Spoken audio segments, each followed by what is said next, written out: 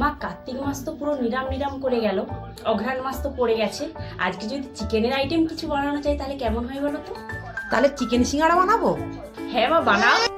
প্রথমে কড়াইতে তেল দিয়ে জিরা ফোড়ন দিলাম, তারপরে পেঁয়াজ কুচোনো, আদা রসুনের পেস্ট, লঙ্কা কুচোনো, টমেটো কুচোনো, হলদি গুঁড়ো, লঙ্কা গুঁড়ো, ধনে গুঁড়ো দিয়ে নাড়িয়ে নিলাম। তারপর ম্যারিনেট করে রেখেছিলাম আগে থেকে চিকেনটা ওর মধ্যে দিয়ে মাখিয়ে নিচ্ছি। এইভাবে কষিয়ে নিয়ে উপর দিয়ে লবণ দিয়ে দিলাম, ঢাকা লাগিয়ে 5 মিনিটের মধ্যে ফুটিয়ে নিলাম। তারপরে চিনি দিয়ে দিলাম ওর মধ্যে।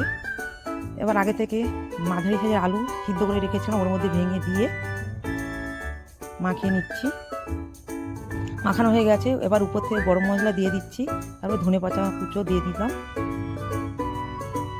তারপর আমার কমপ্লিট হয়ে গেছে সিঙ্গাড়ার পুরটা। এবার একটা প্লেটে তুলে নিয়েছি।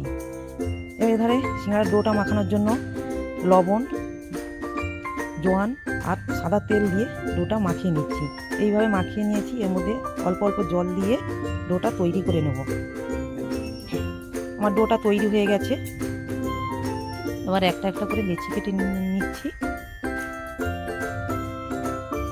এইভাবে আমি লেচিগুলো কেটে নিয়েছি। এবার সিঙ্গাড়ার জন্য আমি রুটিটা বেলে নিচ্ছি।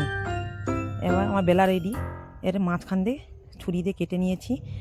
এবার মাঝখানের অংশটায় জল লাগিয়ে একে একে করে সিঙ্গাড়ার শেপ বানিয়ে নিচ্ছি। আমার সিঙ্গাড়ার শেপ বানানো হয়ে গেছে। এর মধ্যে এবার সিঙ্গাড়ার পুরটা ভরে এইভাবে চারদিকে জলটা লাগিয়ে সিঙ্গাড়া মুড়ে নিচ্ছি।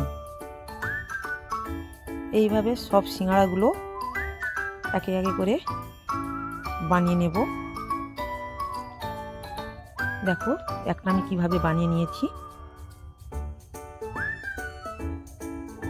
আমার সিঙ্গাড়া এইভাবেই সব কমপ্লিট হয়ে গেল।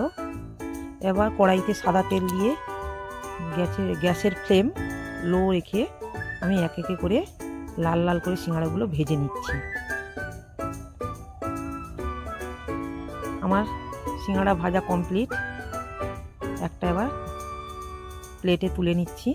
আমার সব সিঙ্গাড়া ভাজা হয়ে গেছে। দেখো বন্ধুরা, চিকেন সিঙ্গাড়া দেখতে কেমন লাগলো বন্ধুরা একটু কমেন্টে জানাবে। কিন্তু যদি আমার চিকেন সিঙ্গাড়া ভিডিও ভালো লেগে থাকে তোমাদের লাইক কমেন্ট শেয়ার করে আমার পাশে থাকবে।